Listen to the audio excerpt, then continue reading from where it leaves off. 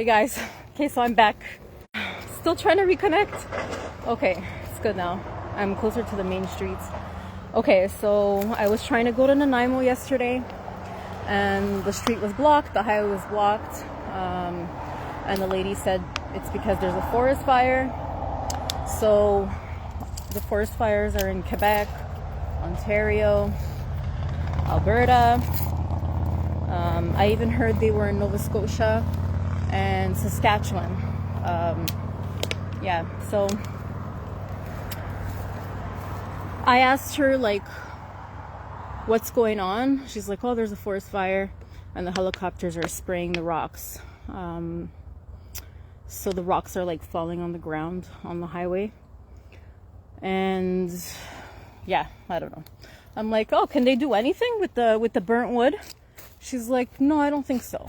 Then I'm like, okay. So I then spoke to somebody from Siberia that said, oh, what's going on with all the forest fires? I spoke to them last night. What's going on with all the forest fires in Canada? And I'm like, well, I don't really know, because it's not even hot. Like, it was hot for like a day. Not even the whole day. It was just like a little hot in the afternoon. And it was like 30 degrees, 32 degrees. And it wasn't even hot for the entire day. So he's like, well, you know what they do in Siberia? They purposely start these fires, and then China comes in and uses all the burnt wood.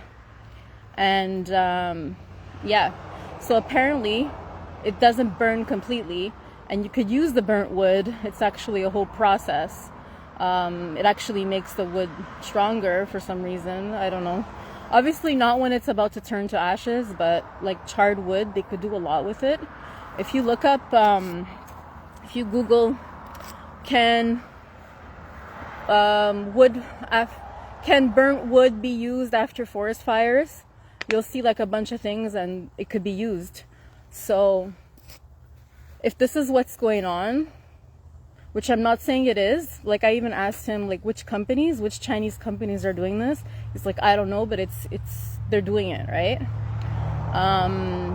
So if this is what's going on, I think it would be worth checking to see if like a lot of these trees are disappearing. Like, just check the aftermath, see what's going on. Yeah, because I remember going to a place, like a forest, on my way to Banff. It was like on a highway that had no reception for like an hour and a half. I don't know if you guys know which highway I'm talking about, but it's like on the way to Banff, right near Banff. And yeah, it said that there was a forest fire and there was basically nothing left. Like, normally it would be like on the ground thing, like, you know, or they would still be standing, just like burnt, right? Just, but still something there, right? Still some remains. So I think like if you know the forest very well, or even if you don't, just go to them. I will, trust me. I will. It's not very far from here, but it's still burning. So I'll go check the aftermath and see if there's like any remains left, you know, or are they hauling it away, or are they closing it up so we don't see what they're doing?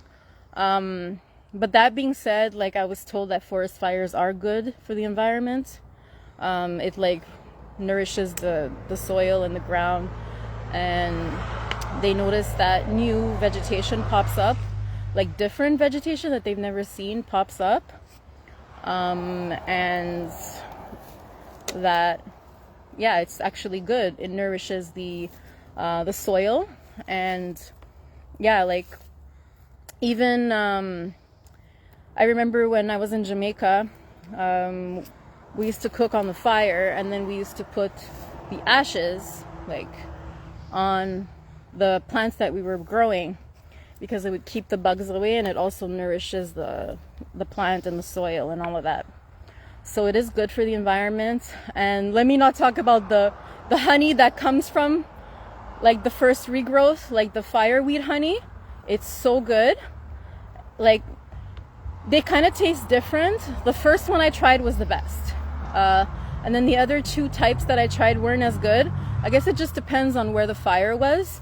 But yeah, like the bees, like, I don't know, they make honey from the first regrowth, and it's so good. They call it like the champagne of honeys, because it's, I don't know, it's like a light honey. It's really, really, really good. And the lighter the color, the better. That's what I noticed. Like the two other fireweed honeys weren't as good, and they were a little bit darker. So anyways, like, that aside, everything has to be in moderation, right? We can't just burn all the forest fires and all the forests and say, oh, well, it's good for the like that, right? So everything in moderation. A little bit is good, but not burn all our forests down and say, oh yeah, hi from Morocco. Yeah, burn all our forests down, and then say, oh, it's good for the soil, but then we have no trees left, right? All right, so I'm back. Hold on. So, and then I was talking with somebody from Spain a while ago, and he asked me, he's like, why are the houses in Canada made of wood?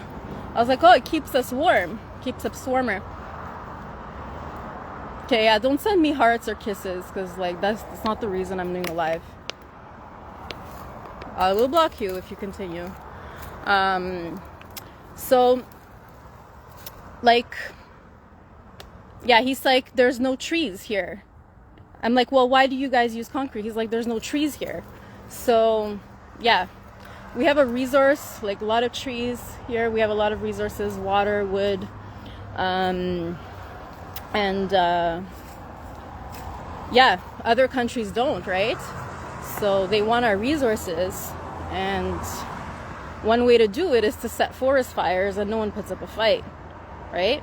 No environmental activists will go there and say, hey, like, but we have to check what's going on. So if you live near a forest, you kind of know the area, the different trees that are around, just check it out. All right, see you.